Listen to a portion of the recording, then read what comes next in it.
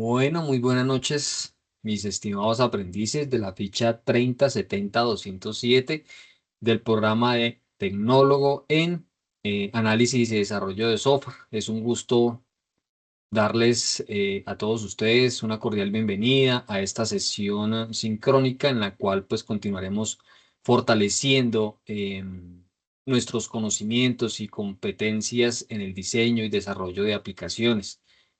Hoy, como casi todas o todas los encuentros, tendremos pues la oportunidad de trabajar juntos en un espacio interactivo, pensando no solo para aprender conceptos, sino pues también para compartir ideas, resolver dudas y aplicar lo aprendido con ejemplos prácticos.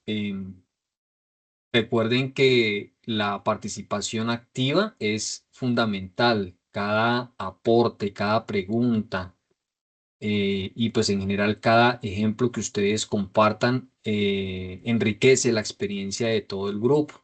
Aquí no se trata únicamente de escuchar, sino también de construir conocimiento en conjunto, de tal forma que cada uno de ustedes pueda llevarse herramientas útiles y aplicables a su proceso de formación y el mundo laboral. Así que pues los invito a estar atentos, a participar con entusiasmo y a aprovechar este espacio como una oportunidad para crecer y demostrar todo su potencial. Antes de pues iniciar con la revisión del material de formación, validemos nuestro cronograma de actividades. En el cronograma de actividades, bueno, tuve que hacer un ajuste debido a que pues inicialmente habíamos planeado ver estas dos evidencias durante esta semanita, este periodo del 4 al 10 de noviembre, pero revisando pues el material y la guía, son dos cosas pues no completamente diferentes, pero no están directamente relacionadas. Entonces, y mientras que estas otras cuatro evidencias hablan sobre el mismo tema, son complementarias unas con la otra. Entonces, pues consideré que era un poquito como inadecuado tener que dejar o tener que hablar de dos temas el día de hoy. Uno hace referencia pues a los estándares de codificación y a la programación orientada a objetos, y el otro tema que habla sobre lo que son las herramientas de versionamiento, ¿sí? Entonces, por eso tomé la decisión inicialmente estaban estas dos evidencias para esta semana y estas tres para la siguiente, pero como todas estas cuatro últimas tienen que ver con lo mismo, con herramientas de versionamiento, pues por eso lo único que hice fue dejar esta solita y esta segunda que estaba para esta semana, pues la pedí a las otras tres. No considero que vaya a quedar más pesado, o sea, el hecho de que esta semana tengan una sola evidencia y la otra semana vayan a tener cuatro, puesto que es el mismo tema. Cambia, de hecho, por ejemplo, estas dos evidencias son exactamente la misma. La único es que como esta es una evidencia de desempeño, aquí van a tener que elaborar un documento, como un tutorial. Y la de producto es exactamente el mismo trabajo, con la diferencia que pues, va a ir a través de un video, ¿sí? Pero el material es exactamente el mismo. Entonces, por eso no creo que vaya a haber inconveniente. Entonces, retomando aquí la evidencia. Bueno, como iniciamos también una guía de aprendizajes, veníamos trabajando con la guía 6, pasamos a la guía 7. En esta guía 7, pues obviamente vamos a empezar también una actividad em,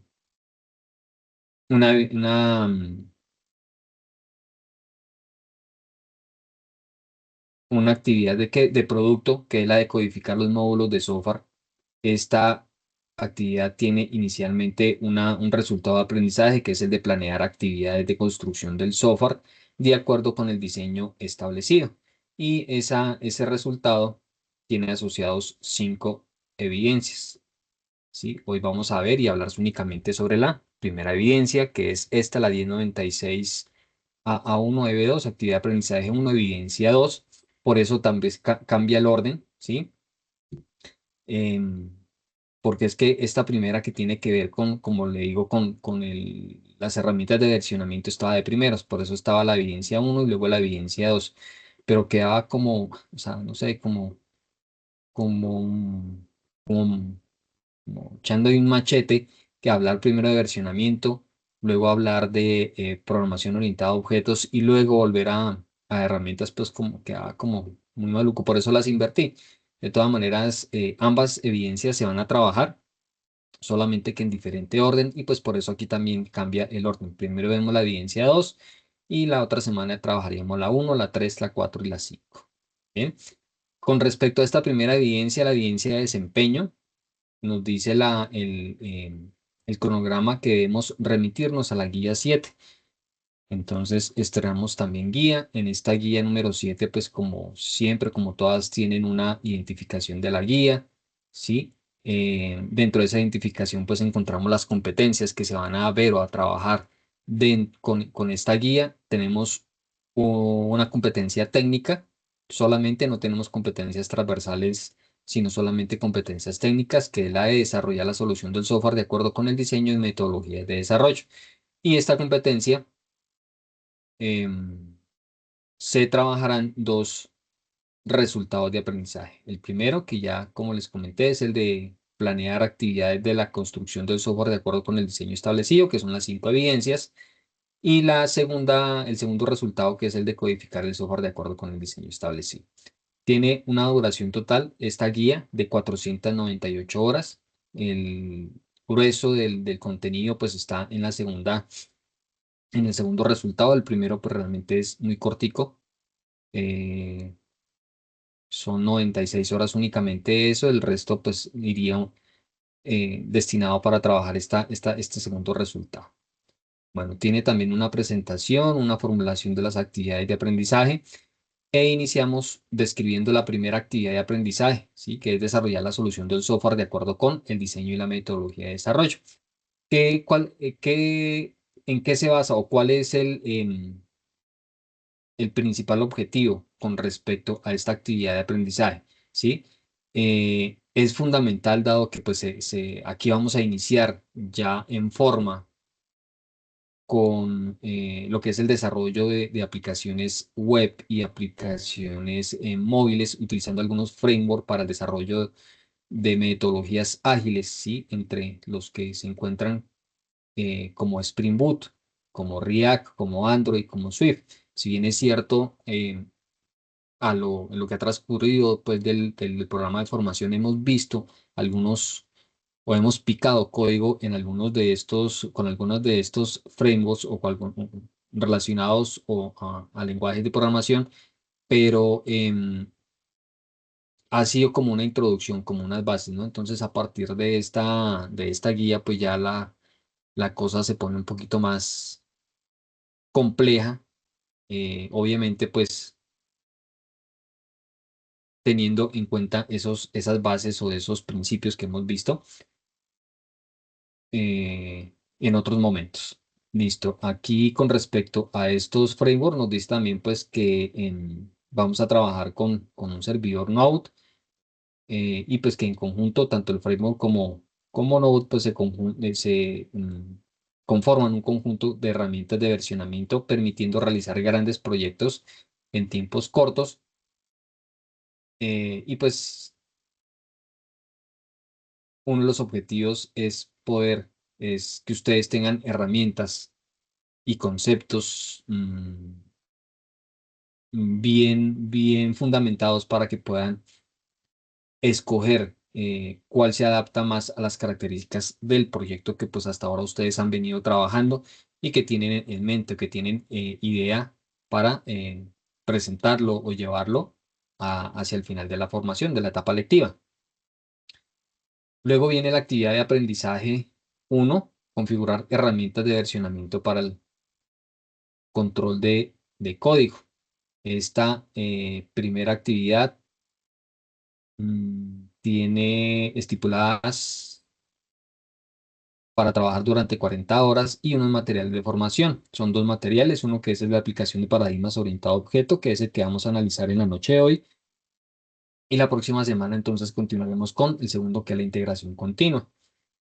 Eh, Vamos a desarrollar entonces, como les decía, esta primera evidencia, una evidencia de conocimiento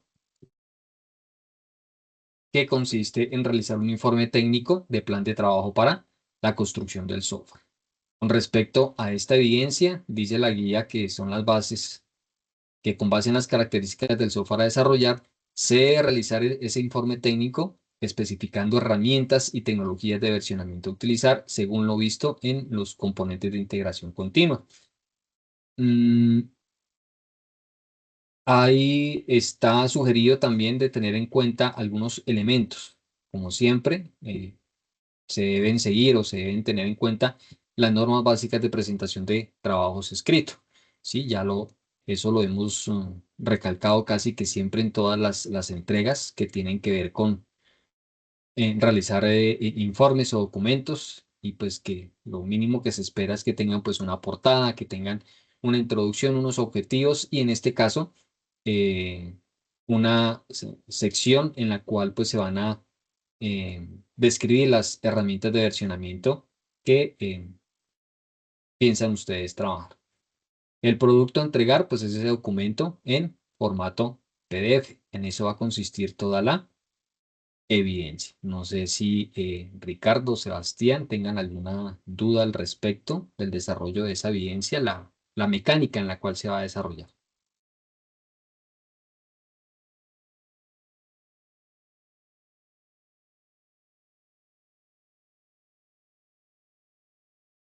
Si quieren pueden... Profe, esta evidencia la vamos a realizar conforme al material que nos va a explicar ahorita, a la aplicación Ajá, del paradigma sí a señor, objetos. sí señor, Ah, sí. Si ya procedemos a analizar o a revisar este material de formación, que es aplicación del paradigma orientado a objetos. Pero lo que pues les he comentado hasta ahora es qué es lo que deben hacer y ya vamos a ver el cómo. ¿Listo? Sencillamente es un informe técnico. Si aún tienen conformados sus equipos, pues van a poder presentar esta evidencia también por equipos, una evidencia por equipo. Em, Lo importante es que me relacionen todos los integrantes dentro de la portada, ¿no? Bueno, pasemos entonces a este material de formación. Aplicación de paradigmas orientados a objetos. Bueno, no sé si ya lo había mencionado. Y pues esta evidencia está para desarrollar durante este periodo, ¿no? Comprendido entre el 4 y el 10 de noviembre. Em, En algún momento nosotros hace ya aproximadamente un par de meses, 2 o 3 meses atrás, nosotros ya habíamos visto en algún momento unos conceptos bajo el paradigma de la programación orientada a objetos, cuando no sé si ustedes recuerden cuando hablábamos de diagramas de clase y de hecho habíamos hecho por ahí algún tipo de ejercicio desarrollando eh, o diseñando esos diagramas. ¿A qué viene el recorderis? A que estos diagramas de clase que nosotros veíamos en su momento, sí que los diseñábamos pues, mediante el uso de alguna herramienta que trabajara bajo el concepto de UML. Hablábamos de que estos diagramas pues teníamos ya esos conceptos o esa... mm,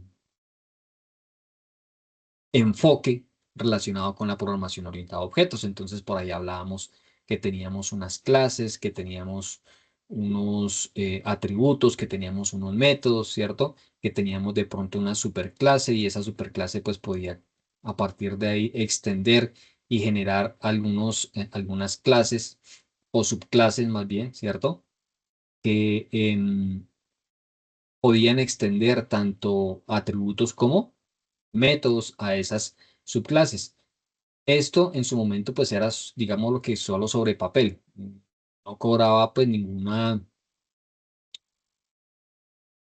funcionalidad en algún lenguaje de programación. Esto pues era únicamente el estudio, el análisis que hacíamos para posteriormente sí, ya cuando llegáramos a conocer un lenguaje de programación, poder llevar esto que estaba en papel y poderlo codificar mediante el uso de algún lenguaje. Que básicamente parte de eso es nuestra sesión del día de hoy.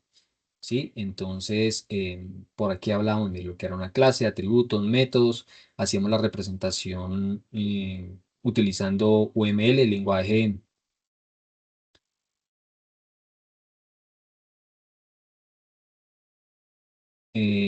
hablábamos, bueno, el control de acceso, que existía público, privado y protegido, ¿sí? Aquí pues hablábamos también o veíamos la forma en la cual podíamos construir esos objetos que tenían unos atributos, tenían unos métodos. Hablábamos por allá de lo que era la asociación, la dependencia, la generalización, los diferentes tipos de asociación, lo que era la herencia, ¿sí? Lo que era la herencia múltiple, conceptos de agregación, conceptos de composición.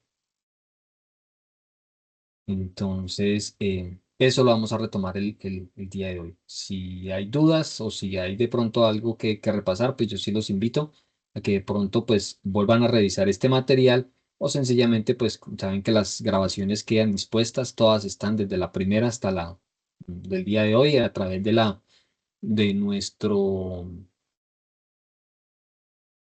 ambiente virtual de aprendizaje. Allá van a encontrar por fechas y por sesiones esas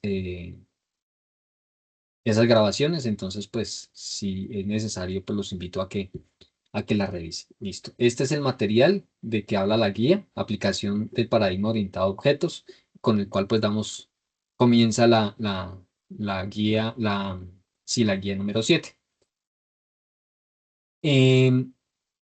Durante el transcurso pues de este componente formativo se abordan contenidos relacionados con la implementación de clases, de objetos, de atributos, de constructores, ¿cierto? Hablaremos también o retomaremos, como les digo, los conceptos de método, de herencia, ¿sí? Lo que concierne también a las relaciones entre el lenguaje de programación. Para efectos de ejemplos y de poder entender todo este mundo de la programación orientada a objetos, sus paradigmas, principios y demás cosas, el material nos sugiere que lo hagamos con un lenguaje de programación que es Java. Java es diferente a JavaScript, ¿sí? Mm, Lo que aquí no, por lo menos durante el desarrollo de esta guía, el objetivo principal no es aprender Java. El objetivo principal es poder entender y conceptualizar todo lo referente a la programación orientada a objetos. De tal manera que cuando ustedes estén en plena capacidad de poder desglosar y explicar todo lo que tiene que ver a nivel general de la programación orientada a objetos, pues van a poder fácilmente incursionar en cualquier lenguaje o lenguaje pues que trabaje bajo este paradigma, ¿sí? De la programación orientada a objetos. Eso es como cuando uno aprende, por ejemplo, no sé, a montar bicicleta, ¿cierto? Mientras usted tenga las bases fundamentales del equilibrio y cosas por el estilo, no importa que sea una bicicleta pues de tipo turismera, una bicicleta de tipo MTB, una bicicleta de carrera, ¿cierto? Que tenga la rueda grande, que tenga la rueda pequeña. Realmente, mientras tenga usted los fundamentos, pues cualquier bicicleta va a poder utilizar. Algo muy similar sucedería aquí. Si nosotros conceptualizamos de manera firme todo lo que tiene que ver con la programación orientada a objetos, pues ya luego cuando se enfrenten a un lenguaje de programación específico como Java, como JavaScript, como Python, eh,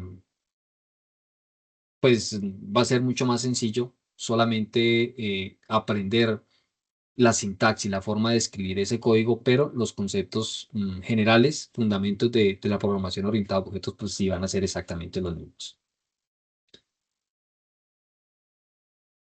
Eh, bueno, aquí la introducción, en la introducción básicamente habla sobre la programación orientada a objetos y dice pues que se caracteriza, ¿cierto?, por aplicar principios tanto de abstracción, encapsulamiento, herencia y lo que es el polimorfismo. Esos son esos paradigmas, los principales paradigmas de la programación orientada a objetos. También dice que en la programación orientada a objetos se utilizan o se retoman nuevamente esos conceptos de datos, que son los atributos, ¿cierto? Y los métodos, sabemos muy bien que son esos comportamientos, ¿sí? Comportamientos propios de esos objetos. Se encapsulan y dentro de objetos relacionados entre sí, permitiendo pues la ocultación de detalles de implementación. Cuando nosotros, recordemos que cuando hablamos de atributos y comportamientos, por ejemplo, una persona o un animal, una persona, ¿cierto? Un animal puede ser un objeto, tiene unos atributos, ¿sí? Atributos como un nombre, como una raza, como un número de patas, ¿sí? Esos serían los atributos. Y tiene unos comportamientos o unos métodos. ¿Que cuáles son esos métodos? Ese animal, ¿sí? Puede correr, puede saltar, em, puede comer. Esas son las funcionalidades. Si hablamos de una persona, pues las personas también tienen algunos atributos, como la edad, como el género, como el color de ojos, una estatura, un peso. Son esas características. Y los métodos son las funcionalidades que puede desarrollar esa persona, ¿cierto? Puede ser dormir, puede ser caminar, puede ser saltar. Esos son esos comportamientos. ¿Listo? Un tercer ejemplo para que, por si las dudas, hablemos, por ejemplo, de un vehículo, un carro, un automóvil, ¿cierto? El automóvil como tal tiene unos atributos, un modelo, tipo de combustible, ¿cierto? El tipo de carga, un número de pasajeros, bueno, esos son atributos, son características, pero también tiene unos métodos o unos comportamientos, ¿cierto? Que entonces puede ser el de, por ejemplo, el de, no sé, caminar, andar, ¿cierto? Ponerlo en marcha. Otro atributo puede ser el de ser capaz mm, de prestar un servicio. Esos serían los comportamientos. ¿Listo? Mm, aquí también hay un concepto que lo vi por acá, que ese sí no lo hemos, no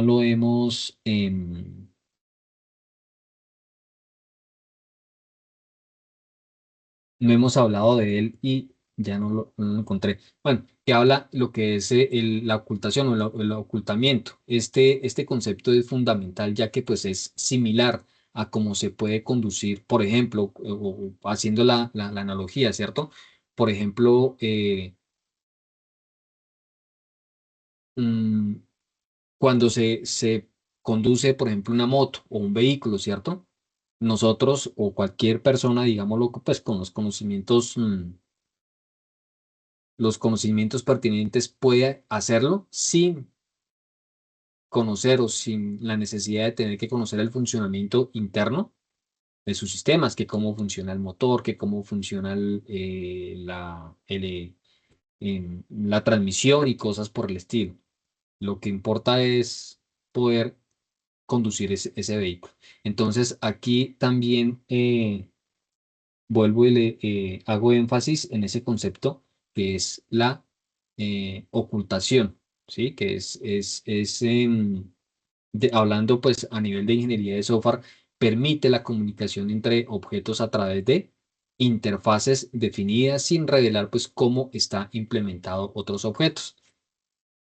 Este componente formativo, el de la aplicación de paradigma orientado a objetos, ofrece una inmersión en los principios y aplicaciones de la programación orientada a objetos, guiándolos o enfocándolos más bien a través de aspectos claves como es la profundización en la implementación de clases y objetos abarcando atributos y métodos, constructores y destructores para la gestión de proyectos y de objetos, métodos, accesorios y modificadores que son pues esenciales para la manipulación de datos y lo que es el overload o la sobrecarga de métodos, ¿cierto? Facilitando pues la flexibilidad y la reutilización de código.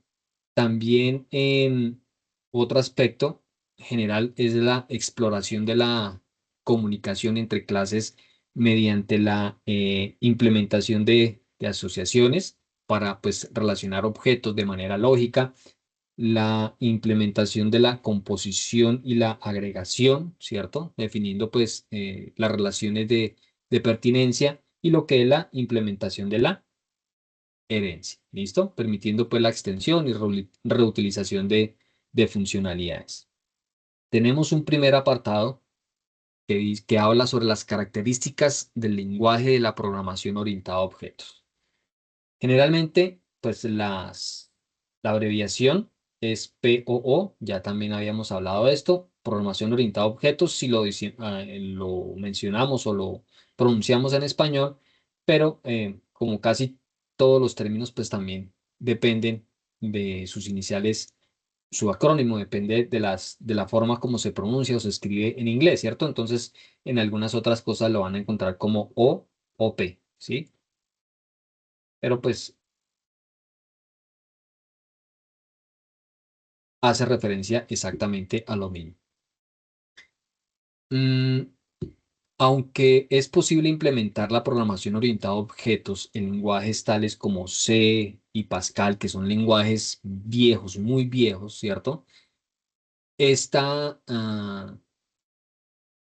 esta implementación se torna compleja y confusa en programas de gran tamaño.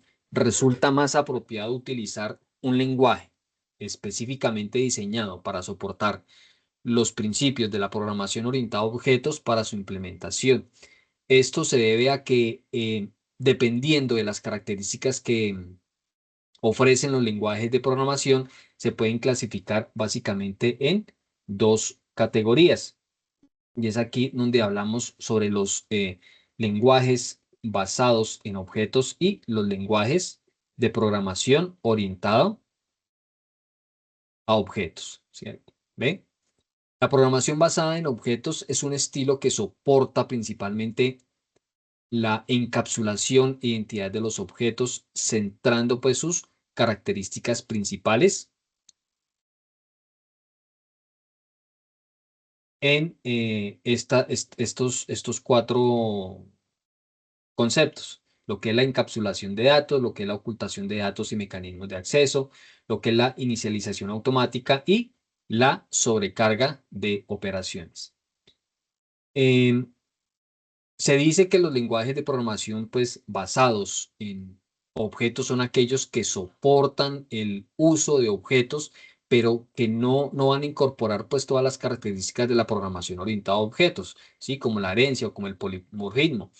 Un ejemplo de lenguaje de programación que no es completamente orientado a objetos es ADA, ¿sí? Ada, que aunque pues utiliza objetos, no incluye la herencia ni la ligadura dinámica y es además pues un lenguaje multipropósito. La programación orientada a objetos incluye todas las características de los lenguajes basados en objetos y añade funcionalidades claves. Funcionalidades como los pueden llegar a ser la herencia y la ligadura dinámica.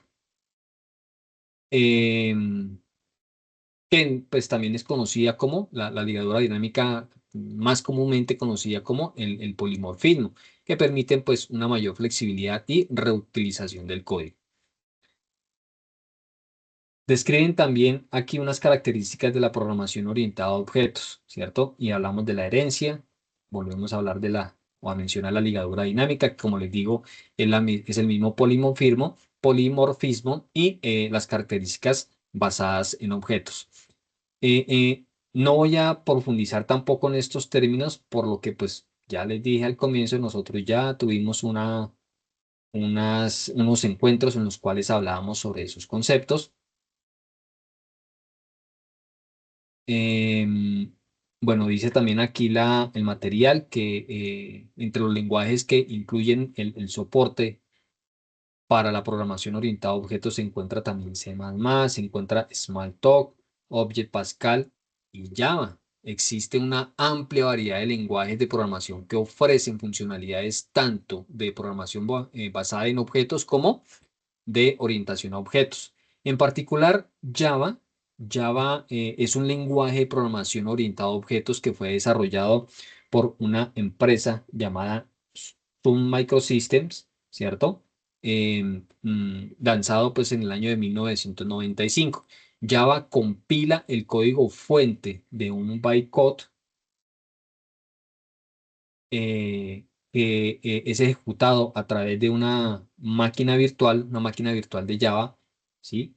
Generalmente lo vamos a mencionar como el JVM, obviamente pues también por sus siglas en inglés, de eso sería Java Virtual Machine, Java Virtual Machine, lo que pues lo diferencia de lenguajes como C, como C++, y que son principalmente compilados a código máquina y no interpretados. Recuerdan también que en alguna sesión hablábamos y de hecho ustedes presentaron una evidencia y hacían la comparación entre estos tipos de lenguajes interpretados y compilados, ¿sí?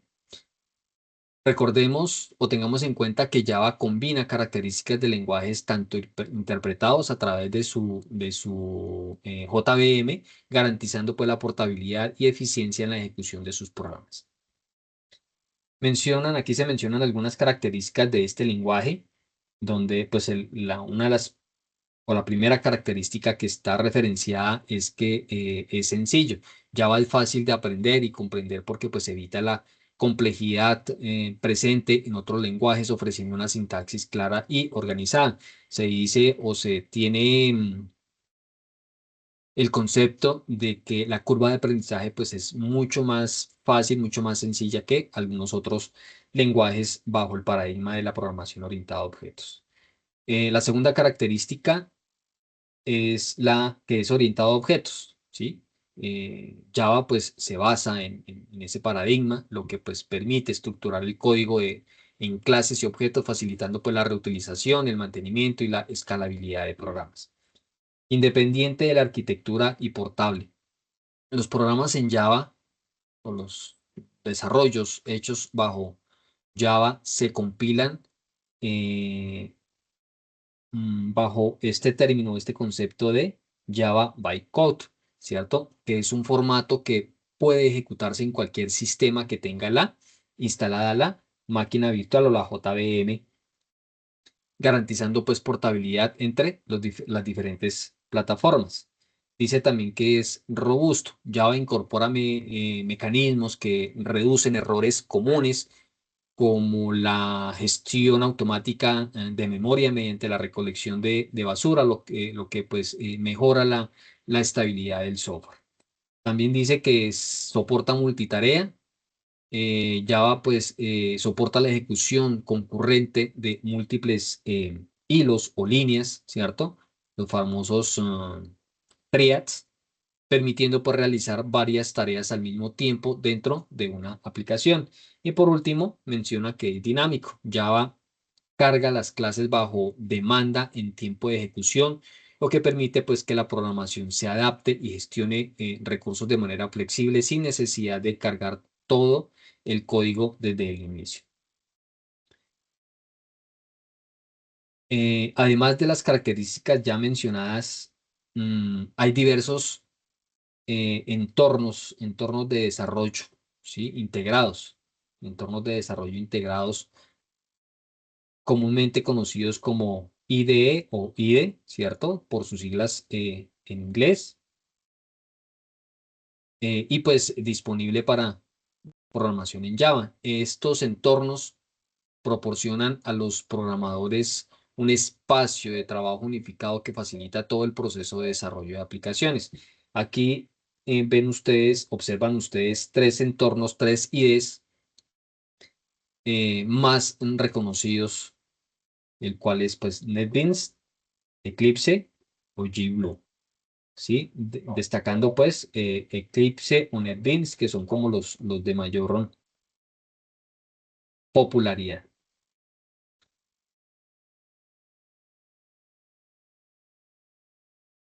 Bueno, luego por aquí el segundo apartado habla sobre la implementación de clases y objetos.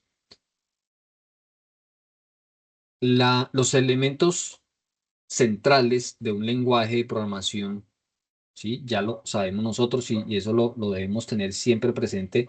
eh, son las clases, ¿cierto? Las clases, ya que pues se utilizan para realizar todas las operaciones lógicas durante el desarrollo de software. Las clases actúan como esas estructuras o plantillas que modelan objetos del mundo real y pueden definirse como las abstracciones de estos objetos en el código. Los objetos derivados de estas clases, ¿sí? Pueden representarse mediante entidades físicas o conceptuales. Y por aquí mencionan unos ejemplos que pueden llegar a ser, por ejemplo,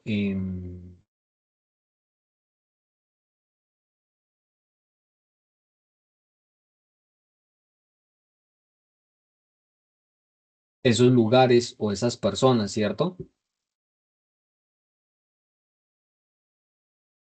Por lo general, las clases definen tanto propiedades como comportamientos y las relaciones con otras clases. En Java, las convenciones de codificación estándar incluyen reglas específicas para nombrar clases, métodos y atributos. Las reglas para nombrar clases son las siguientes. La primera que se menciona, bueno, una de ellas es que la primera letra de cada nombre de la clase debe ser mayúscula. ¿Listo? El segundo o una de las otras reglas principal es que se debe utilizar la nomenclatura utilizando camel case, ¿sí? Para nombres compuestos, donde pues la primera letra de cada palabra interna es mayúscula. Por ejemplo, cuenta de ahorros. Fíjense, pero aquí está mal. El camel case es únicamente así como está acá. La inicia en minúscula, pero a partir de la segunda palabra la inicial siempre va a ser en mayúscula. Aquí hay un error de tipado en este material. Esto no es camel case. Camel case es así como lo dice acá. Todo en minúscula, excepto la primera inicial de cada palabra. Aquí está C, debería estar en minúscula. Y los nombres de las clases deben de ser sustantivos, ¿cierto? De tal manera que mm, se comportan como indicativos de lo que representa. Esta tabla o esta gráfica muestra la estructura de una clase en Java, ¿cierto? Donde una clase en Java pues se compone mm, por unas declaraciones y esas declaraciones están los paquetes, los comentarios, las definiciones de clases, los atributos, los constructores y los métodos. Y tenemos aquí un ejemplo, ¿cierto? Tenemos la declaración de un componente que sería este que está aquí en este recuadro amarillito, donde la palabra public indica que indica el alcance de la clase, ¿sí? En este caso, pues va a ser público. La palabra class, pues indica que es una clase y las llaves o corchetes que van al final de la declaración, una que abre y otra que cierra, se usan pues para agrupar los bloques de código. Basados entonces en este ejemplo, aquí a continuación pues se relaciona un ejemplo sobre el diseño de la clase del producto con sus atributos y métodos. Fíjense ustedes que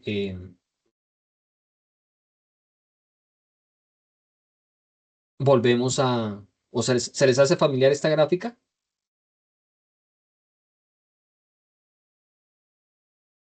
Sí, señor. ¿Cierto que sí? Miren, es el mismo diagrama de clases. ¿sí? Es exactamente lo mismo. O sea, si el diseño o la organización que se hizo durante ese diagrama de clases llega a tener algún error, pues eso se va a ver reflejado en el momento del desarrollo, ¿sí? Porque es fiel copia de ese análisis que se hizo durante la fase de diseño, la etapa de diseño. Fíjense, aquí tenemos un ejemplo, ¿sí? Tenemos una clase que se llama producto o un objeto que se llama producto y tiene unos atributos, un código con un tipo de dato que es entero, un nombre con un tipo de dato que es string y un precio con un tipo de dato que es double y tiene unos métodos, obtener precio y calcular el total. En Java, este diseño se representaría de la siguiente manera, es decir, llevando este diseño o este modelo de diagrama de clases directamente a código. Quedaría así. Aquí, pues básicamente la creación de un objeto en Java se realiza mediante la instanciación de una clase, ¿sí? Al instanciar una clase, recordemos que es cuando se crea un objeto, crea los atributos y métodos de dicha clase. Es posible crear múltiples instancias de una misma clase. Por ejemplo, aquí al instanciar el objeto de la clase producto, ¿sí? Lo identificamos, asignamos valores a sus atributos, como lo son el código, el nombre y el precio. ¿Sí? Y podemos utilizar algunos métodos para obtener el precio y calcular el total. Fíjense que lo que se diseñó desde un comienzo es lo mismo que se va a mapear directamente en cualquier lenguaje de programación. En este caso, pues el ejemplo está basado en un lenguaje con Java. Tenemos el objeto que es producto, es decir, la clase producto. Luego tiene los tres atributos que se habían definido durante el diseño, el código, el nombre y el precio, respetando los tipos de datos, entero, cadena y double. Entero, cadena y double. ¿Listo? Recordemos también que nosotros cuando hablamos aquí sobre los diagramas de clases, decíamos que tenían también em, una accesibilidad, ¿cierto? Que si tenía el guioncito es porque era privado y si tenía el signo más o es porque es público, ¿sí? Lo mismo pasa aquí. Fíjense que estos tres atributos tienen el signo menos, es porque es privado y particularmente en Java sí se deben declarar, ¿sí? El tipo de accesibilidad de esos atributos, private. Cuando esta palabra es opcional, pero cuando la dejamos por defecto, la aplicación asume que va a ser público, ¿sí? Pero si sabemos que, y ya habíamos definido que eran privados, obligadamente debemos colocar em, definirlo dentro del código. ¿Listo? Y por último tenemos la representación de los métodos. ¿Sí? Estos métodos aquí están indicando por este signo que son públicos. Por eso aquí también se está definiendo como público. Está definiendo el método obtener precio y obtener, perdón, calcular el total. Ambos públicos. ¿Qué es lo que hace el primero? Sencillamente pues está imprimiendo, mostrando por pantalla una frase donde dice que el precio es lo que se haya capturado a través de esta variable o a través de este atributo precio. ¿Listo? Y calcular, pues lo que va a hacer es el cálculo. Va a multiplicar lo que esté almacenado dentro de la variable precio por un valor fijo que es 5.000 y eso me dará el total y es lo que vamos a mostrar de pronto a través de, no sé, una caja de texto, a través de una ventana emergente o, no sé, una tabla o cosas por el estilo. Pero el ejemplo aquí es bastante claro y es que empecemos nosotros a entender o reafirmar la importancia que se tenía, que se decía cuando hacíamos la diagramación, ¿sí? A través em, o la elaboración de este diagrama de clases, porque eso es lo que se va a ver reflejado acá. Sencillamente cambia es la forma en la cual se representan, pero el concepto, el contexto general es exactamente el mismo. Aquí no podemos nosotros, si aquí nos hizo falta un atributo, cuando lleguemos a este punto y nos damos cuenta que nos hizo falta, pues no es se puede arreglar, claro, se puede incluir, pero recuerden que eso va a implicar un reproceso porque muy seguramente esta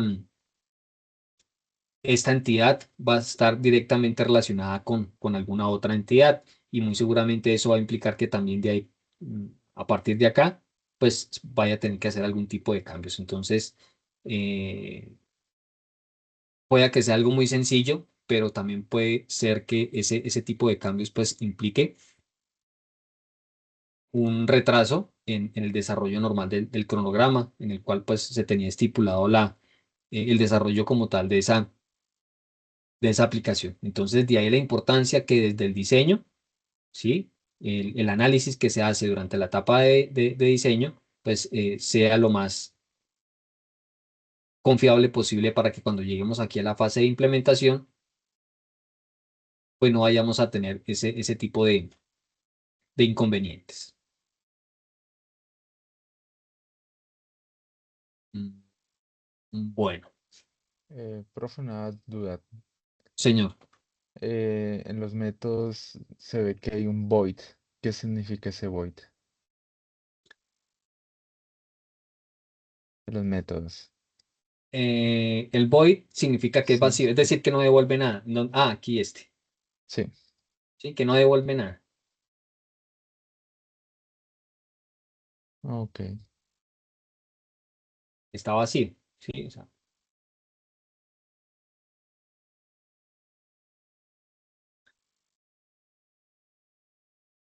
eh, en Java la instanciación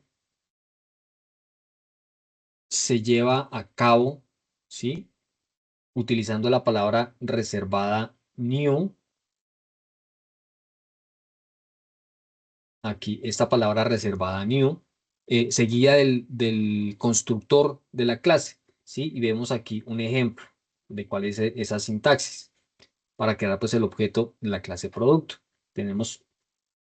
Mencionamos invocamos el método, en este caso se llama producto, que fue el que definimos acá, ¿cierto? La clase producto. Y para poder crear o instanciar un nuevo objeto, en este caso lo llaman P, producto P, y utilizan o se debe utilizar esa palabra reservada new. Esto le está indicando a este lenguaje que vamos a crear, en este caso, un nuevo producto, ¿sí? Un nuevo objeto. ¿Listo? Una vez instanciado el objeto P, este objeto P tiene acceso a los métodos y atributos de la clase producto. ¿Cuáles son esos objetos y métodos? Obtener precio y calcular total. Por eso es que acá, mediante esta sintaxis, coloca la P, que fue el objeto que ya se creó, punto, y seguido del nombre de los métodos. ¿Listo? O atributos, porque aquí también puede acceder a p.código, p.nombre, p.precio.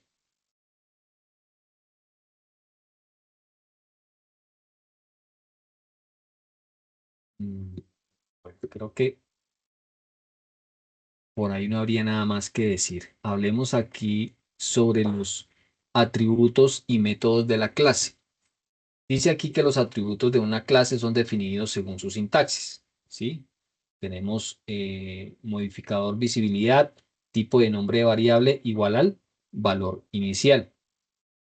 También dice que este modificador de visibilidad pues es el modificador que indica desde qué parte del código se puede acceder a las variables o a los métodos que pueden ser públicos, privados o protegidos. Y fíjense que no es nada diferente a lo que ya veíamos durante, eh, durante el modelo conceptual, ¿sí? Donde hablábamos sobre los modificadores de accesibilidad. Entonces, por eso les decía yo que son términos que muy seguramente nosotros ya deberíamos estar en capacidad de identificar claramente. Sin embargo, pues aquí, a manera muy de recorderis, eh, podemos nosotros mencionar que cuando la accesibilidad es de tipo público, dice aquí pues que indica que los atributos son accesibles desde cualquier lugar del programa. No hay restricciones en el alcance de los miembros de los datos públicos. Privado indica pues que los atributos solo son accesibles dentro de la clase en la que se están declarando. Y protegidos o protected indica pues que los atributos son accesibles dentro del mismo paquete, ¿cierto? O subclases en paquetes diferentes. Al heredar, sí se puede usar desde la clase derivada.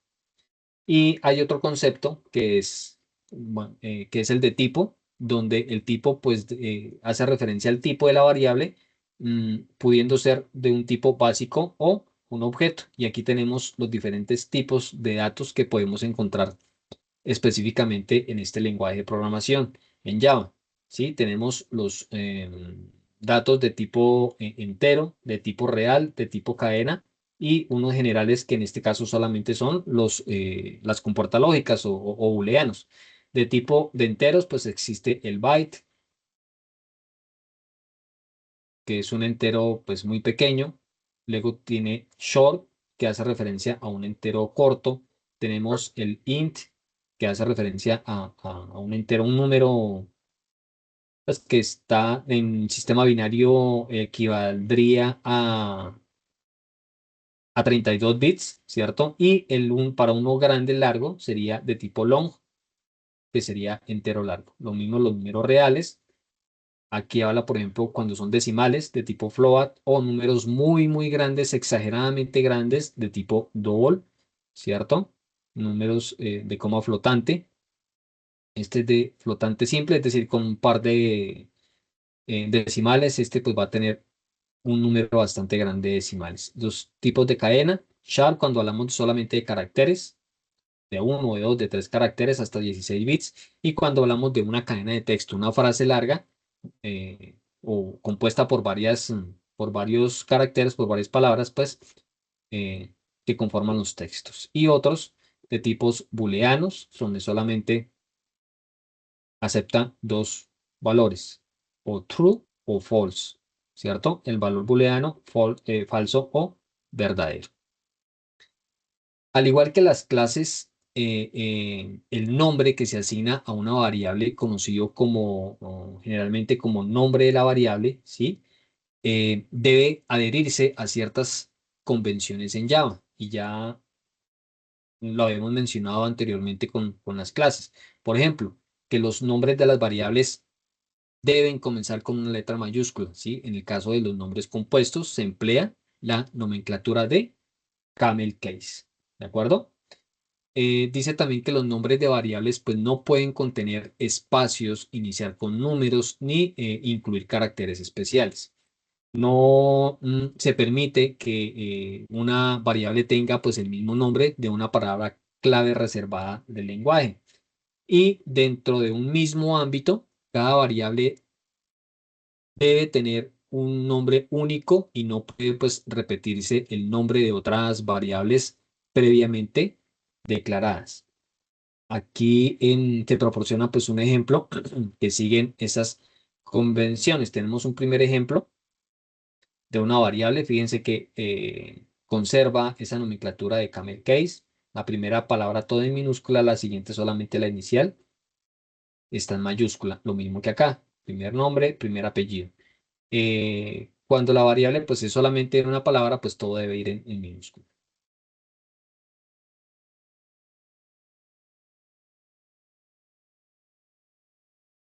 Tenemos un segundo ejemplo donde pues se permite definir más de una variable separándolos por comas. Por ejemplo, tenemos variables públicas de tipo entero. En este caso, tres variables. La variable A, que la están inicializando con un valor de 5, ¿sí? La variable B, que no la inicializa, no. Y la variable C, que sí la están inicializando con un valor de 4. Entonces, la forma de declaración de los atributos o variables quedarían así. Fíjense que en la variable b, a pesar de que aquí no la inicializan, aquí ya le están asignando una cadena de texto, ¿no? No, perdón. No, nada tiene que ver esto con lo otro. Me confundí con este valor de 5. Pero no, no tiene nada que ver una cosa con la otra. Aquí sencillamente declaran una variable edad pública de tipo entero y la inicializan en 5. ¿Sí? Ahora hay una segunda variable que se llama género, que esta es privada, es de tipo char y le asignan este valor, una m. Me imagino que será para masculino. Y tenemos una tercera variable privada de tipo double. Y pues esta está también sin inicializar. ¿Vale? En los atributos y métodos para las clases también existen modificadores de visibilidad, es decir, que aplica las mismas normas que para los atributos, indican pues el nivel de acceso, que puede ser público, privado o protegido. El tipo corresponde pues al tipo de valor de los métodos que retorna, puede ser entero, char o entero, carácter, cadena de texto eh, y los demás que puedan existir. ¿Listo? El nombre del método debe ser un verbo en minúscula o un nombre compuesto iniciando con mayúscula en sustantivos. Por ejemplo,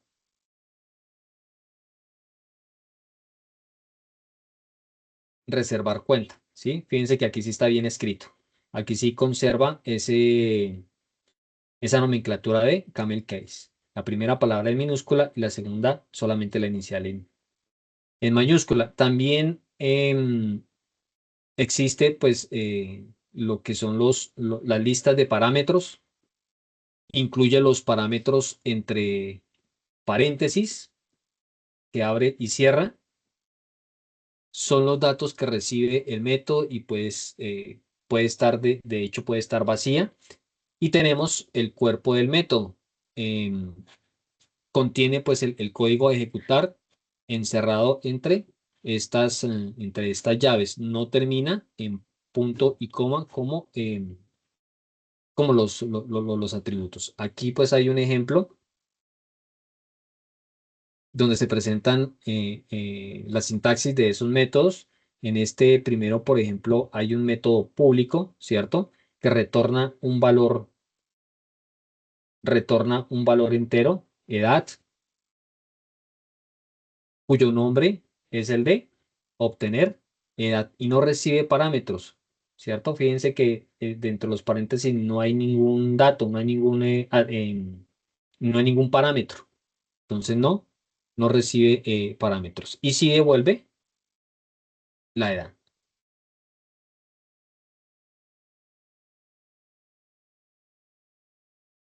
Este segundo ejemplo es prácticamente el mismo, con la diferencia es que aquí en el primero no recibimos ningún parámetro y aquí sí estamos recibiendo parámetros. ¿Sí? Fíjense que aquí el método es, o sea, dentro de los paréntesis del método pues no tiene nada y aquí sí tiene un parámetro, ¿cierto? Este segundo ejemplo, este segundo método público también, ¿cierto? Que no retorna ningún valor porque pues tiene la palabra reservada void, que era lo que me preguntaba usted, creo que Sebastián, hace un momento, ¿sí? Eso significa void, que no retorna ningún valor, ¿cierto? Su nombre es, bueno, aquí era obtener edad, aquí se llama cambiar edad y recibe un parámetro de tipo entero. En el cuerpo del método asigna pues la variable edad y pues el valor del parámetro que viene almacenado, ¿sí? En la variable la edad. que es el que estamos pasando aquí como parámetro y se lo estamos asignando a esta variable edad. De pronto en este momento, así de forma teórica, sea un poquito complejo de entender la sintaxis, ¿no? La sintaxis. Ya más adelante, cuando estemos directamente haciendo un ejercicio práctico, pues esto va a ser un poquito más fácil de asimilar. Aquí lo que se busca básicamente es esto. em, Reafirmar los conceptos que veíamos por allá más atrás en la fase de diseño, sí, en cuanto a los conceptos de la programación orientada a objetos. Y vuelvo e insisto, que ustedes sean conscientes que lo que se hizo acá y pudo haber quedado mal, se va a ver directamente reflejado cuando pasemos al código.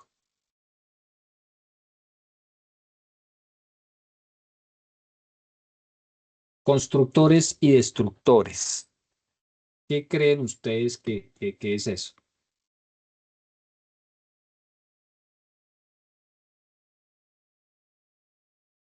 ¿Qué es Pues construir? ¿Qué es destruir? pues como lo dirá el nombre, será destruir o construir alguna clase, un objeto, no sé, la verdad. Y destruir, Es lo mismo, pero con una clase de objeto.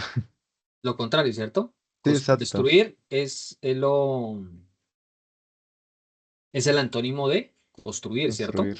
Sí, Nosotros podemos, bueno, dentro de los conceptos de la programación orientada a objeto existen constructores y existen destructores. Ya vimos un primer acercamiento de lo que era el constructor, ¿cierto? Pues aquí cuando creamos este método, este método, esto es un constructor, ¿sí? Veamos qué nos dice de todas maneras este,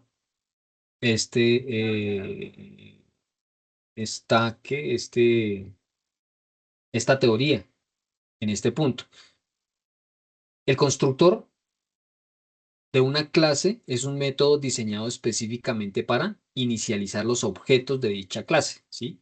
Por otro lado, el destructor es un método que se invoca automáticamente cuando el objeto es destruido. Se utiliza un constructor al instanciar un objeto para inicializar sus variables con valores adecuados. Un constructor es un método especial de la clase, ¿sí? Tiene pues algunas características donde las mencionan acá. El nombre del constructor coincide con el nombre de la clase, ¿cierto? No retorna ningún valor y es posible definir múltiples constructores siempre que tengan diferentes listas de parámetros. El código dentro de un constructor generalmente incluye inicializaciones de variables y objetos para que el objeto sea creado con los valores iniciales deseados. Y fíjense la sintaxis. Aquí está la sintaxis para definir un constructor. Tenemos el modificador de visibilidad, el nombre del constructor y los parámetros o la lista de parámetros que, si existen, que se deban pasar para, para ese método. ¿Listo? Y pues dentro de los corchetes va a ir siempre el código de inicialización. Este modificador de visibilidad indica pues si el constructor es público, es privado o protegido, ¿sí? Seguido pues de las mismas normas que para los atributos y métodos, ¿cierto? Utiliza camel case y bueno. El nombre del constructor debe coincidir con el nombre de la clase y la lista de parámetros es la enumeración de parámetros pues que el constructor acepta separados. Si es más de uno, pues van a ir separados por comas y definidos por su tipo y nombre, ¿cierto? Por ejemplo, este de acá. Tenemos el modificador de visibilidad, en este caso público. Luego tenemos el nombre del constructor con sus parámetros. ¿Sí? En este caso hay dos parámetros, uno de tipo entero, que es el código, y otro de tipo string, que es el nombre. En este ejemplo, ¿sí?, de la clase producto, se crea un constructor público llamado producto con una lista de parámetros. Este constructor asigna los valores de los parámetros a las variables de la instancia de clase. Y aquí la palabra reservada this se utiliza pues para referirse a los miembros de la propia clase del objeto actual. Es decir, que tanto el código como el nombre hace referencia a estos parámetros, ¿sí? Y la palabra this pues implícitamente hace referencia al nombre de la clase.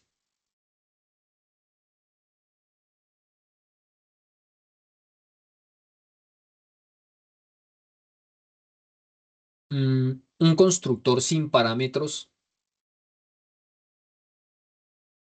se suele definir o denominar como un constructor vacío, ¿sí? Esos parámetros, o sea, es decir, no todas las clases van a tener unos parámetros, pueden estar vacíos, no se requieren. Si no se definen explícitamente un constructor, el compilador proporciona uno por defecto, ¿cierto? Permitiendo pues que la creación del objeto sin argumentos mediante mediante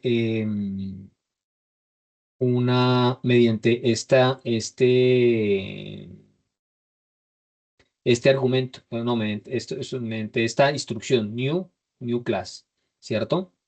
Y fíjense que los paréntesis está vacío, los corchetes están vacíos, no llevan ningún parámetro. Y los destructores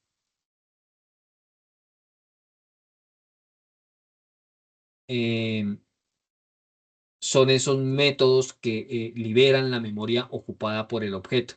En Java no existen los destructores como tal debido a que pues se encarga de recolectar como esos desechos, esa basura de la máquina virtual de Java, que pues administra la memoria de forma automática, liberándola cuando detecta objetos que ya no se utilizan. Es como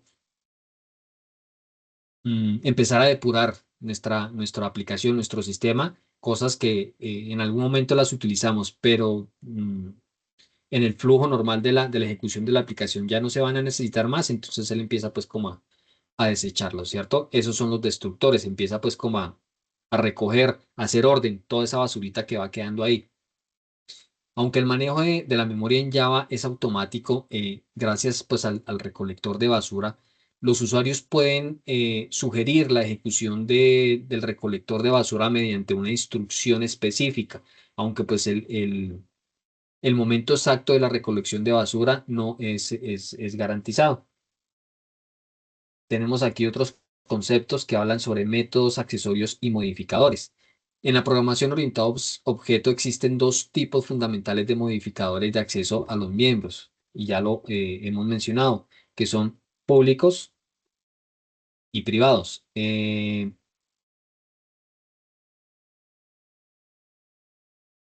Con el público o public es accesible, ya lo mencionamos, desde cualquier parte del código, ¿cierto? Incluso fuera de su clase de definición. Esto permite pues que cualquier otra clase o comportamiento del programa interactúe con el miembro público sin restricciones. El acceso es universal, permitiendo pues que cualquier otro código, independientemente de su paquete o clase, utilice el miembro público. Y el private o privado, este solo puede ser accedido por otros métodos dentro de la misma clase. Esto se utiliza pues para controlar la exposición y la manipulación de los datos internos del objeto, evitando así pues el acceso, modificación directa por parte del código externo a la clase.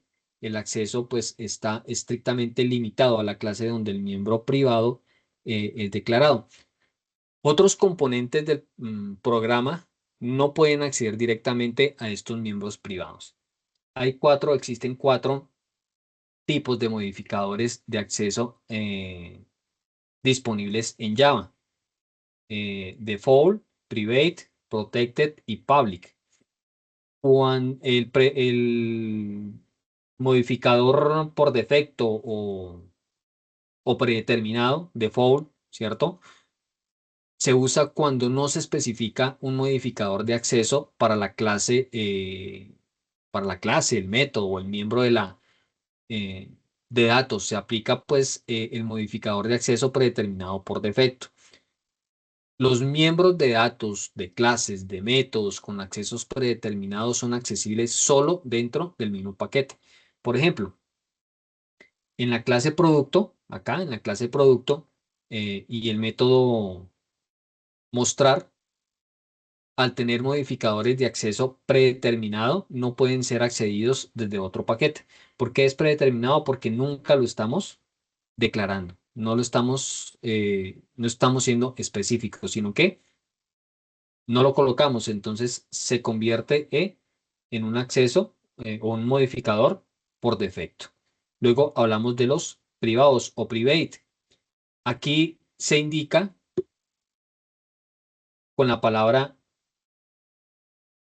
reservada private, ¿cierto? Los métodos o miembros de datos declarados como privados son accesibles únicamente dentro de la clase donde se declaran. Ninguna otra clase del mismo paquete pues puede acceder a los miembros privados. Las clases interfaces pues no pueden declarar no pueden declararse como privadas. Luego tenemos los protected o protegido.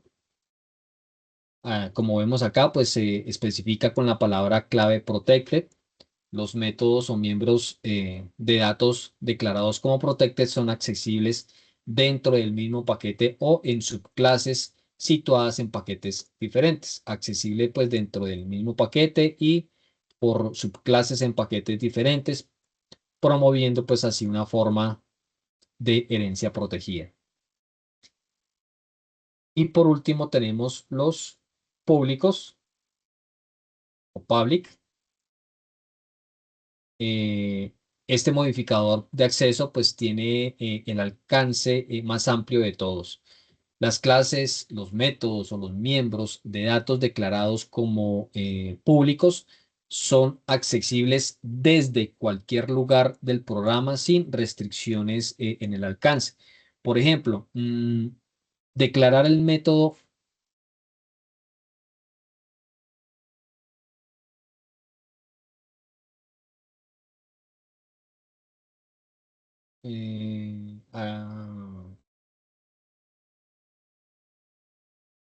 quien declara el método, por ejemplo, mostrar, ¿cierto?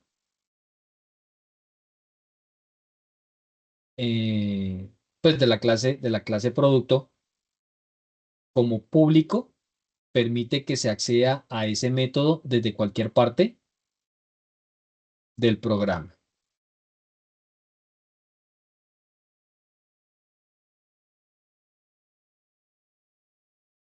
También hay un concepto o hay unos accesores, ¿sí? Que son el get y el set. De pronto, si alguno de ustedes ha tenido ya algún tipo de acercamiento con o experiencia en la programación, pues tendrá idea de lo que significan los getter y los setter, ¿cierto? Estos son métodos accesorios que permiten obtener o modificar. Los get obtiene y los set modifican los atributos de un objeto y se clasifican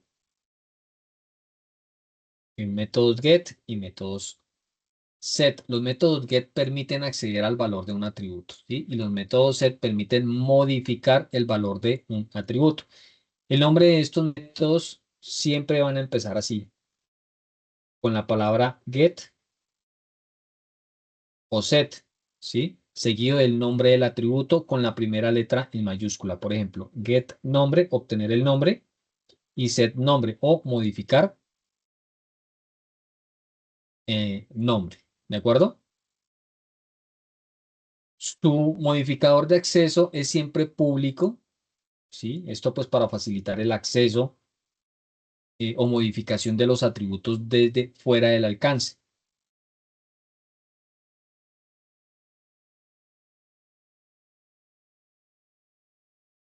Fíjense que, bueno, aquí hay un ejemplo. La sintaxis del método get sería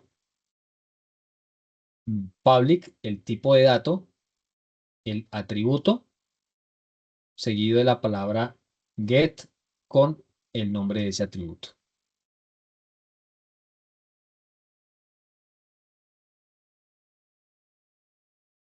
Este es del get y aquí tenemos el set.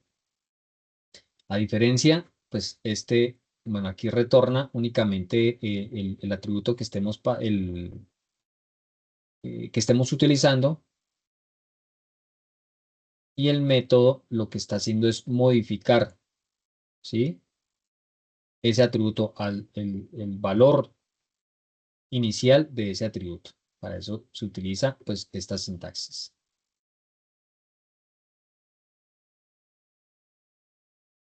Mm, Bueno, aquí hay un ejemplo de la implementación de los métodos get y set.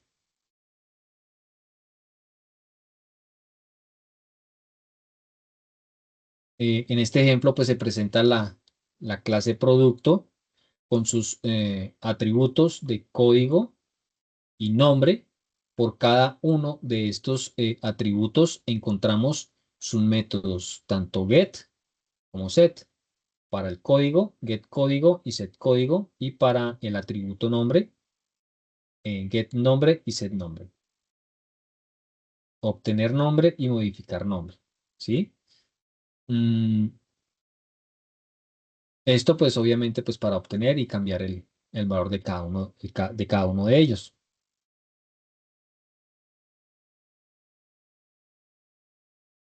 Otro término por aquí que es overload, ¿cierto? Que es la sobrecarga de métodos. La sobrecarga de métodos permite definir múltiples constructores o métodos con el mismo nombre dentro de una clase bajo la condición de que estos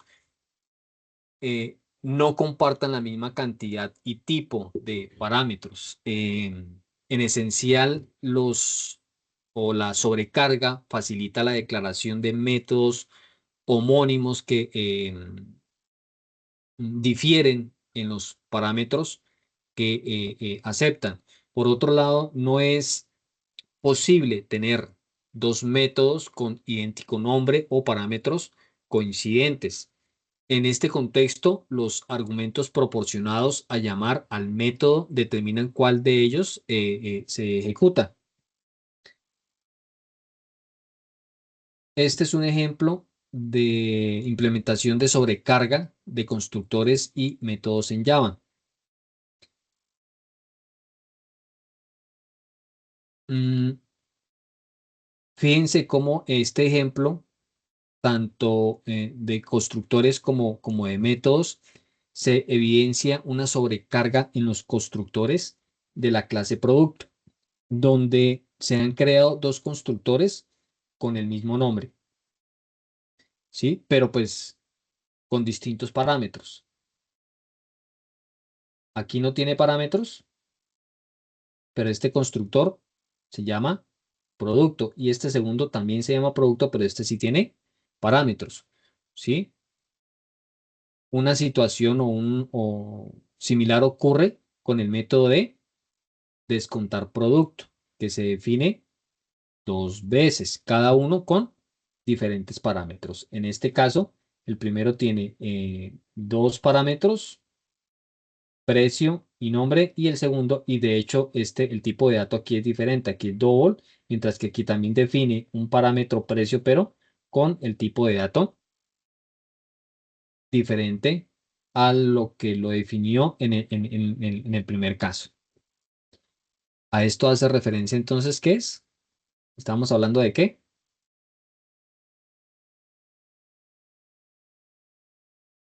De métodos sobrecargados.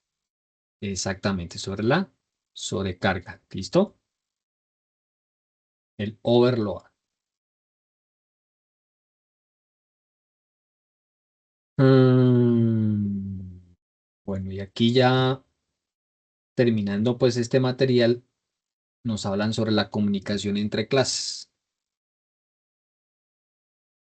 Las clases, así como los objetos, ¿cierto? No operan de manera aislada y si no, pues no tendría ningún sentido. La programación orientada a objetos busca simular las aplicaciones del mundo real de la manera más precisa posible, lo cual pues implica reflejar las relaciones entre clases y objetos de forma adecuada. De este modo, pues la comunicación entre clases facilita exclusivamente a través de sus interfaces públicas. Existen tres tipos fundamentales de relaciones entre objetos: la asociación, la agregación y composición y la generalización y especialización, que pues es la misma herencia. Y aquí están. Si desean de pronto repasar esos términos, pues los invito nuevamente a que em, retomen pues sus apuntes o este material de formación. ¿Listo? Sin embargo, pues a manera de recorderis, la asociación describe cómo los objetos se relacionan y se utilizan entre sí. La agregación y la composición definen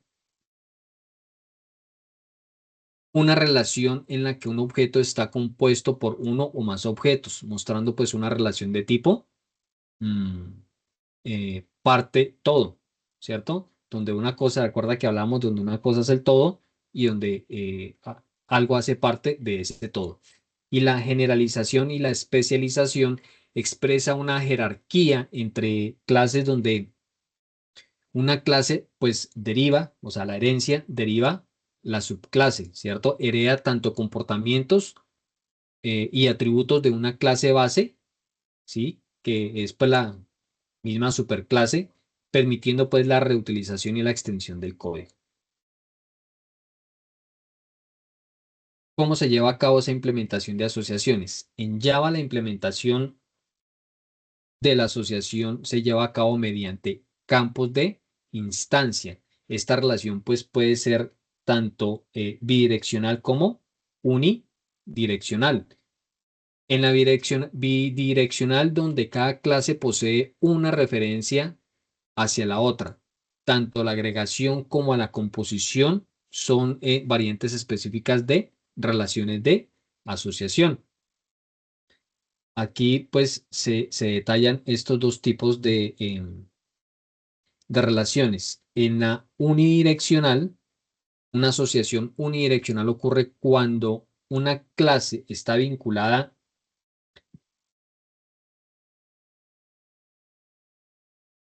eh, pues a otra, pero pues solo una de ellas conoce la existencia de la otra. Esto significa que un objeto de la primera clase puede acceder a los miembros de la segunda clase, pero no al contrario, no de forma inversa. Para implementar una asociación unidireccional, Java específicamente debe incluir una referencia entre la clase que conoce a la otra. Esto se logra declarando un atributo de tipo de clase conocida dentro de la clase que pues posee el conocimiento.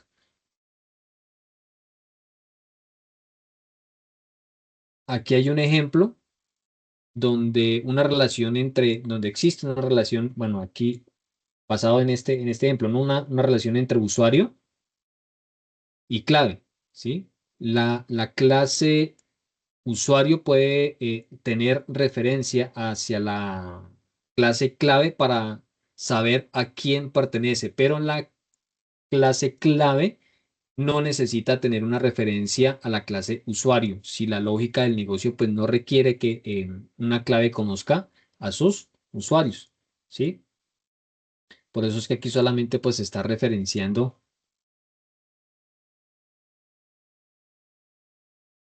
la clase usuario, que contiene pues dos atributos, nombre y clave. Esa sería pues como la sintaxis, o se podría ver el código directamente ya con Java.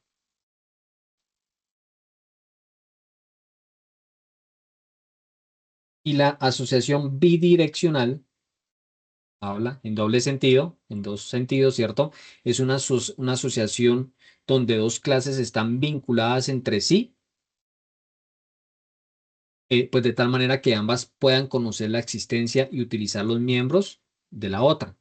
Esto significa que pues un objeto de una clase mantiene una referencia a uno o varios objetos de la otra clase y viceversa. Ambos tienen la capacidad de interactuar entre sí. Para implementar una asociación bidireccional en Java, se deben crear instancias mutuas en ambas clases. Cada, cada clase tendrá un atributo que referencia a la otra y típicamente se proporcionan métodos para establecer y modificar estas referencias de manera controlada. Fíjense que aquí en esta primera clase, cliente hace referencia referencia más bien, referencia a la cuenta. Y la clase cuenta, referencia a la clase cliente. Por eso incluye dentro de sus atributos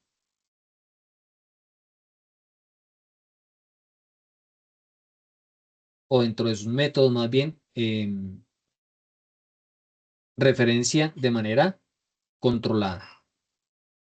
Tomando como ejemplo, pues, la relación que existe entre el cliente y la cuenta, no solo el cliente tendrá una cuenta, sino que la cuenta también tendría una referencia hacia su cliente, ¿sí? Pues para formar una relación bidireccional.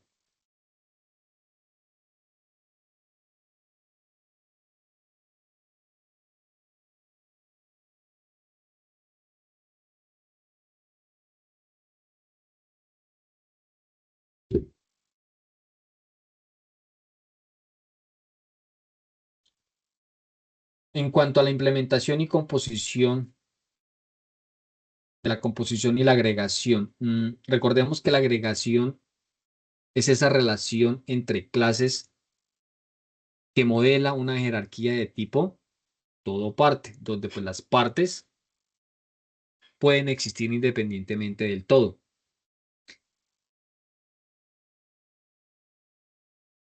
que era más o menos este ejemplo, ¿cierto? Tenemos la persona, que es el todo, y tenemos unas partes que es la cabeza, el tronco y las extremidades. Y a su vez las extremidades que vienen siendo como una subparte o un subtodo, tiene unas partes que son las extremidades inferior y superior.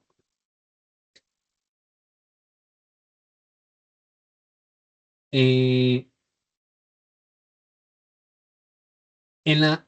a diferencia con la composición, pues es una forma específica de agregación en la que las partes están exclusivamente asociadas a un único todo y su existencia depende de ese todo. En Java la composición se implementa creando una clase que contiene objetos de otras clases como atributos privados, inicializándolos generalmente dentro del constructor de la clase contenedora para asegurar pues el comportamiento de sus ciclos de vida.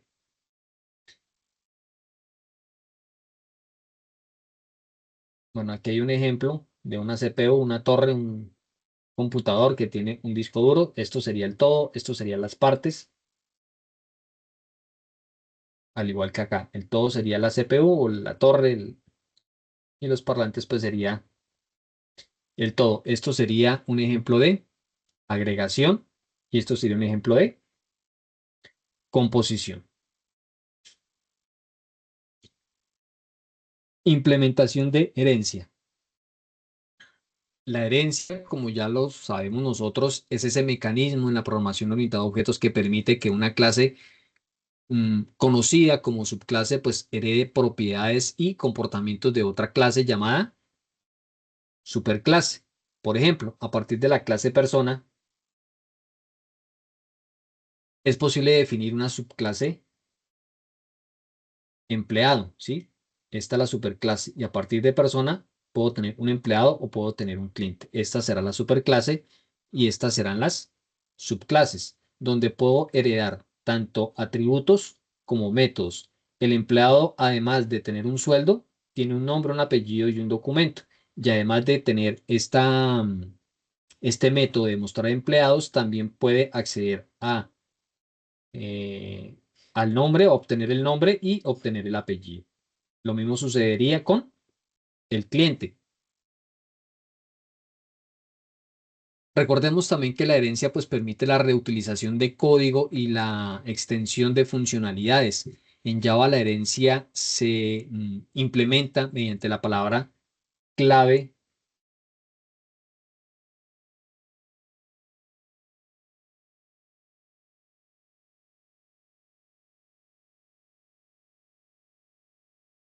no lo veo, no lo veo, no lo veo, no lo veo. Acá en este ejemplo. Aquí está. Mediante la palabra clave extends, ¿sí? Lo que pues indica que la subclase, en este caso la subclase pues no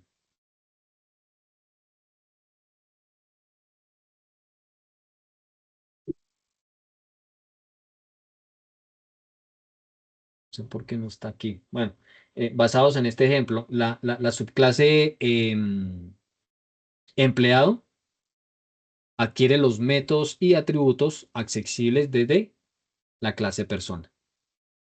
La superclase persona pues posee los atributos, nombre, apellido, documento, ¿cierto? Que son igualmente necesarios para las clases tanto cliente como empleado. La herencia permite la reutilización de código, de modo que las clases derivadas pues no necesitan declarar nuevamente esos atributos, ya que los heredan directamente de la clase persona.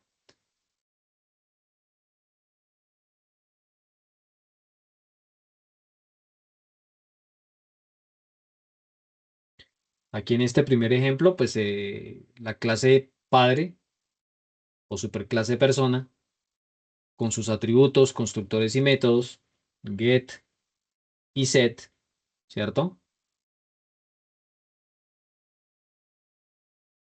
Y aquí en este segundo ejemplo se crea pues la clase cliente con su propio atributo categoría y su método mostrar datos para heredar los atributos de la superclase persona utilizando la palabra reservada extends. Es como lo veíamos acá.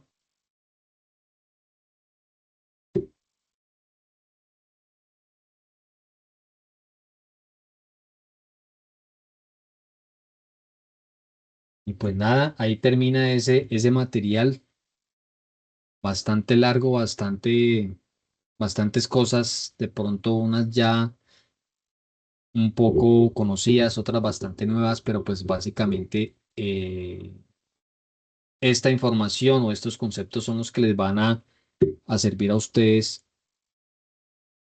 para poder desarrollar esta primera evidencia, ¿sí? Que veíamos al comienzo de la sesión, una evidencia de conocimiento, la cual pues consiste en elaborar un informe técnico del plan de trabajo a construir del software, es decir, basados en las características del software que cada uno de ustedes va a desarrollar, debe realizar ese informe técnico especificando esas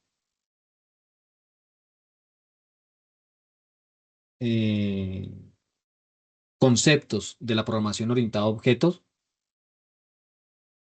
que posiblemente van a poder aplicar. ¿De acuerdo? Profe, tengo una duda.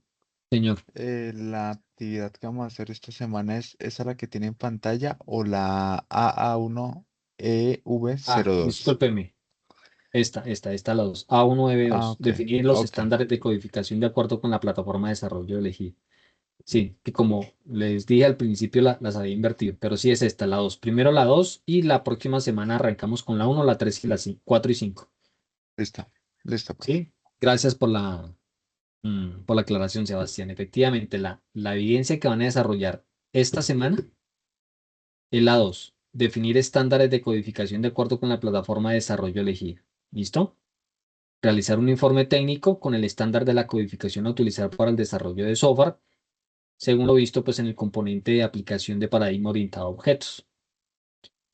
Seguir las normas básicas de presentación de un documento escrito, portada, introducción, objetivos, y se deben incluir por los estándares de codificación como nombramiento de variables, declaraciones de clases, declaración de métodos, etc. También está se debe presentar en un formato PDF.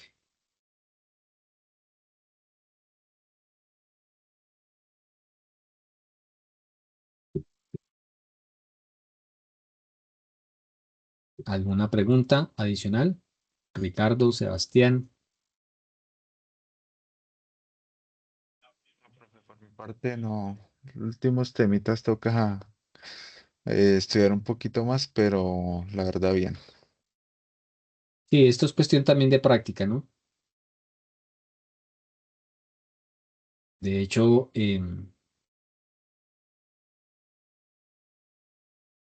la sintaxis bueno, como les decía también, la programación orientada a objetos, una vez que usted domina y tiene claro los conceptos de la programación orientada a objetos, ya entrar a aplicarlos en un lenguaje de programación, pues es mucho más sencillo.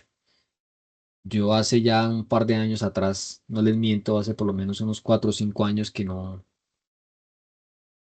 trabajo con Java, pero pues es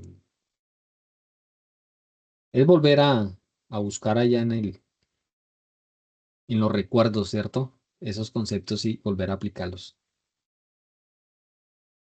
Esto, bueno, por cosas, les comento, por cosas del día a día, pues terminé desarrollando solamente con JavaScript, eh, pero pues bueno, que sea esta el momento de volver a retomar esos conceptos. Bien, chicos, por ahora, em, recordarles que pues, el conocimiento se fortalece cuando lo practicamos y lo compartimos. Por eso los invito a seguir revisando los materiales, a profundizar en los temas vistos y pues a preparar las evidencias con responsabilidad y mucha creatividad. Les agradezco por su tiempo, su energía, su interés. Los invito también a que sigamos trabajando con esa dedicación que los caracteriza, puesto que pues cada esfuerzo que hagan hoy pues será una inversión en su futuro profesional. Nos vemos entonces en la próxima sesión. Muchos éxitos y que tengan un placentero descanso. Chao, chao.